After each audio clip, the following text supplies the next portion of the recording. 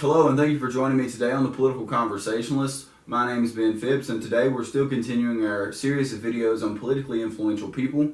Today we're talking about Bill Clinton. Bill Clinton was born in Arkansas, and he had a troubled childhood. His stepfather was drunk and abusive to his mother and younger half-brother until reportedly Bill stood up to him at the age of 14. He had to attend an all-white high school, but he did extremely well there. He did so well, in fact, that he went on to go to Georgetown University and graduated from there in 1968. In fact, he did so well in Georgetown that he received what's called a Rhodes Scholarship, which is a scholarship to Oxford University in England, which is the highest of highest learnings that one can attain. Oxford is the de facto guardian of high learning. But in 1969, he received his draft letter, Vietnam War, and returned to Arkansas. But basically, a friend of a friend knew the chairman of the draft board in Arkansas, and Bill Clinton did not want to go to war in Vietnam. So he called upon this friend of a friend, and they convinced the chairman of the draft board in the county he was from to basically shove his letter in a drawer for 2-3 months, and that bought him a considerable amount of time to figure out what to do next. Because he didn't want to go to Vietnam. He didn't want to serve in the armed forces. He wanted to attend Oxford. So he called upon another friend, and that friend's boss talked to another man who got him enrolled in the ROTC program at the University of Arkansas. Now, that was a exemption. If you were enrolled in a higher learning ROTC program, you could be exempt from the draft under the laws of the time. So he enrolled in this ROTC program after getting his friend to talk to his boss, after getting his friend's boss to talk to the guy in charge of the ROTC program. He got enrolled in the ROTC program. And here's where things get even worse. He didn't attend the ROTC program or the University of Arkansas. He went to Oxford. And while in Oxford, shortly after the Nixon administration changed some of the draft rules, he sent a letter back to the head of the ROTC department at the University of Arkansas and basically said, "I'm not coming." And after he did that, he requested from the chairman of the draft board in his county in Arkansas to put his name back on the list of people who are not deferred from the draft. But by this time, he was sufficiently old enough that his number was not called when the draft was lotteried again. And he would have known that because he was a very politically minded person, even from a young age. So he went to Oxford. But he didn't just stay at Oxford. He actually went back and ran for governor of Arkansas.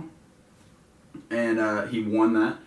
And he was the governor of Arkansas for 2 years. They served for 2-year terms in Arkansas at the time. And he did very poorly. A lot of people did not like Bill Clinton the first time around. So he did not get elected again. Then he took 2 years off from it and went back and basically on an apology tour for how bad of a job he had done previously, and swore that he would do a great job. And actually he did, because they elected him again, and they elected him again for 4 more consecutive terms. And he did fantastically. And in fact, even though I personally don't like Bill Clinton as a person, he seemed to be a fantastic governor.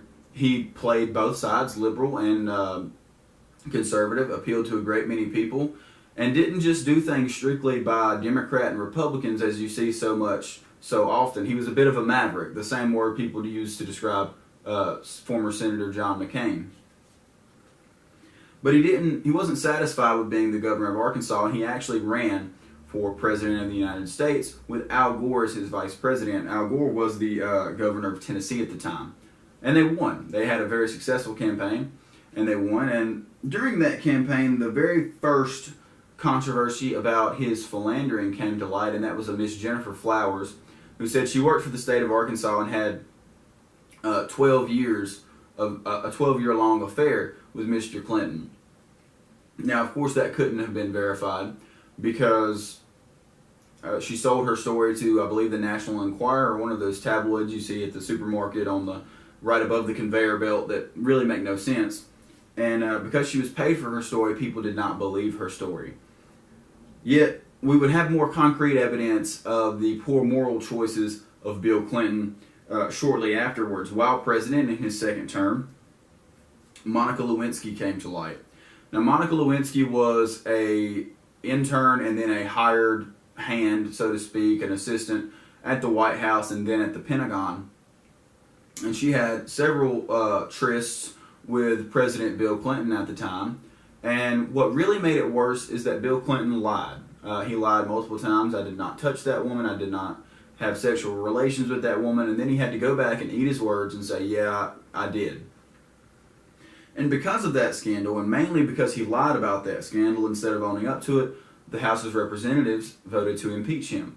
However, the Senate acquitted him. So Bill Clinton served the remainder of his second term and surprisingly left office with fairly high approval ratings. He went on, now while he was president, I believe it's important to note, while he was president, we had very, very low unemployment. We had high rates of home ownership. Crime went down and down and down while he was president. And numerous other good things happened. There was less welfare spending, for example, under the Clinton presidency.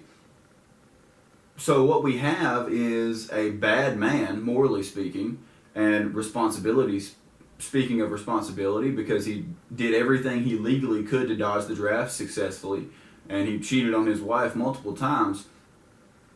A very bad man who actually, when was elected to president, he did a very great job of being the president of the United States. It was a time of economic boom. It was a time of peace. It was a time of both sides coming together, and for some reason, a bad man made a surprisingly good president.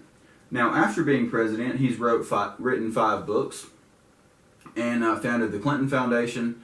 And I purposefully did not mention his wife, Hillary Clinton, and I purposefully did not really mention the Clinton Foundation because those are huge topics and they deserve their own video. But I hope you learned a little bit today about the life and times of Bill Clinton and how he really pioneered the bad man but good politician vibe. That vibe that was also used successfully by Donald Trump in his 2016 campaign. Many people know Donald Trump is not a very moral, a man of moral high standing, yet they didn't really care so much. They were more interested in the job he would do as president. And I believe we'll see some similar things because the economy is again booming, crime is again dropping in the United States when we have a very morally bad man in Donald Trump sitting in the White House, just like we did in the early 2000s when Bill Clinton was president. So interesting to see that a bad man could make a good president.